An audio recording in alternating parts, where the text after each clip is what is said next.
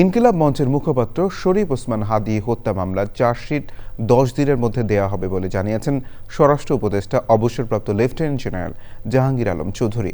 হাদী হত্যায় মূল অভিযুক্ত ফয়সাল ও তার সহযোগী আলমগীরকে পালিয়ে যেতে সহযোগিতা করা ২ ভারতীয় নাগরিককে মেঘালয় পুলিশ গ্রেফতার করেছে বলে জানিয়েছে ডিএমপি। বিস্তারিত জানাচ্ছেন রফিকুল পাশার।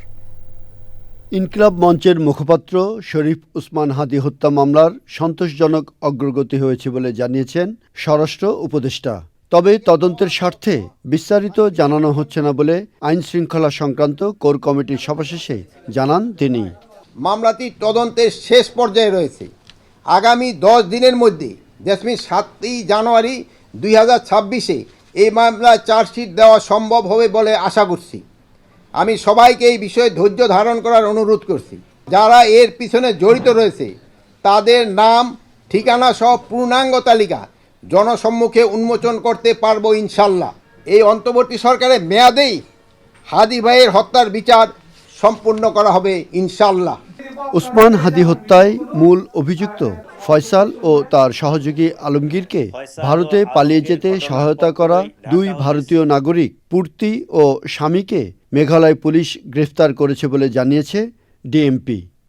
ফিলিপ তাকে সীমান্ত পার করে ভারতের মেঘালয় রাজ্যে জনৈক পুত্তির নিকট হস্তান্তর করে পুত্তি এক ট্যাক্সি ড্রাইভার স্বামীর কাছে তাদেরকে হস্তান্তর করে।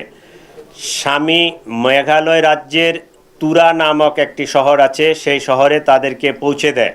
রাজনৈতিক দলগুলো সন্ত্রাসীদের প্রশ্রয় দিচ্ছে এমন খবর আছে বলেও জানান স্বরাষ্ট্র উপদেষ্টা।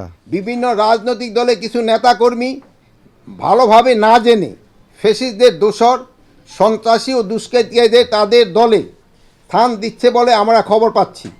এ বিষয়ে রাজনৈতিক দলের নেতৃবৃন্দকে অনুরোধ করব, এসব খোলস পাল্টানো দুষ্কৃতিকারীদের চিহ্নিত করে এদের থেকে দূরে থাকুন। প্রয়োজনে আইন শৃঙ্খলা বাহিনীর সহযোগিতা নিন। রফিকুল পাশার, চ্যানেল আই, ঢাকা।